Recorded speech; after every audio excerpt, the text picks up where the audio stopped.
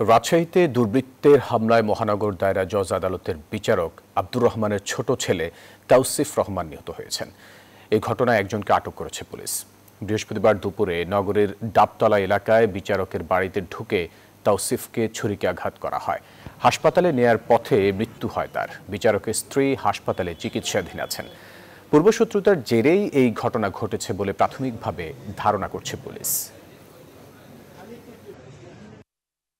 বাসার ভিতরে শব্দ হলো, তখন লোকজনে গিয়ে দেখে যে সবাইকে রক্তাক্ত অবস্থা দেখলো, উদ্ধার করে হসপিটালে নিয়ে আসে এবং ওই যে আক্রমণকারী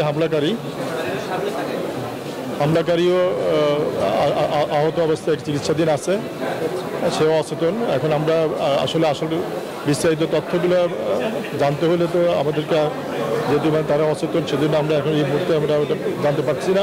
তবে এখানে আক্রমণকারী পূর্ব পরিচিত এবং আগে থেকে কোনো বিষয় নিয়ে তাদের মধ্যে একটা দ্বন্দ্ব ছিল, এটুকু আমরা জানতে পারলাম।